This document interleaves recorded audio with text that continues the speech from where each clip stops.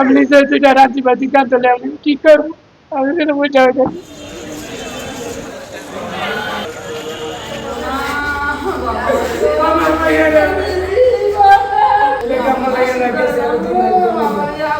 চলে গেলো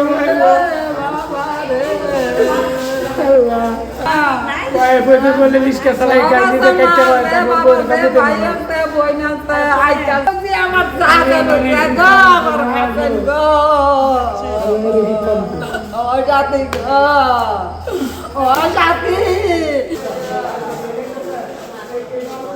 রাত্র অনুমান 20টা 10 ঘটিকার সময় মহানগর এক্সপ্রেস দাঁড়িয়েছিল 1 নম্বর লাইনে। তো ওই একজন মহিলা, তার স্বামী এবং 2 বাচ্চা সহ তারা 1 নম্বর প্ল্যাটফর্ম থেকে পার হয়ে 2 নম্বরে যাওয়ার সময় ঢাকাগামী কক্সবাজার এক্সপ্রেস ট্রেনে ওই মহিলা এবং তার সন্তান, কুলের সন্তান 2 বছরের ছেলে কক্সবাজার এক্সপ্রেসের ধাক্কায় মারাত্মক জখমপ্রাপ্ত হয়। তো হাসপাতালে নিয়ে আসলে ডাক্তার তাদেরকে মৃত ঘোষণা করে। আমরা আসলে খুবই দুঃখের সাথে জানাচ্ছি, বাচ্চা এবং মাকে যখন আমাদের কাছে নিয়ে আসা হলো তখন আমরা তাদের দুইজনের মাঝে কারো মাঝেই জীবনে কোনো স্পন্দন পাইনি। তাদের হার্টবিট ছিল না, তাদের কোনো শ্বাস প্রশ্বাস ছিল না, চোখ পুরোপুরি ডাইলেটেড হয়ে গিয়েছিল। আমাদের মেডিকেল ভাষায় যেটাকে বলে pupil fixed and fully dilated.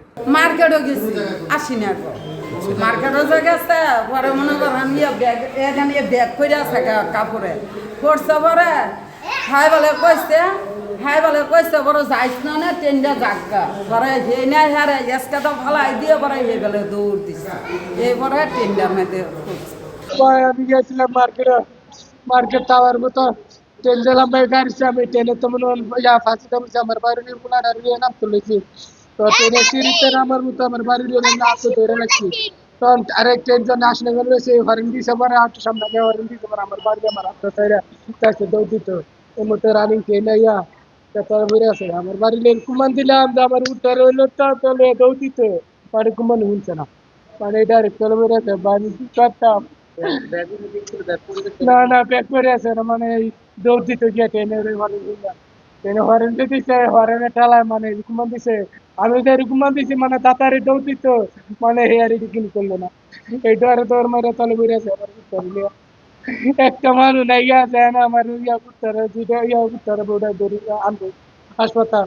আপনি যে দুইটা রাজিবাজি কাঁদলে আমি কি করবো? আমি সেটা বুঝা হয়ে গেছি।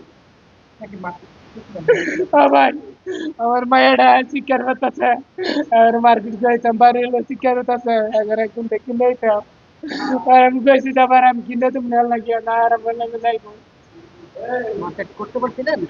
ভাই ওটা গেলে আমার মায়ের লেগে কোনো আর নাই করছিলাম আর করলে কিছু মিলছি না ভাই।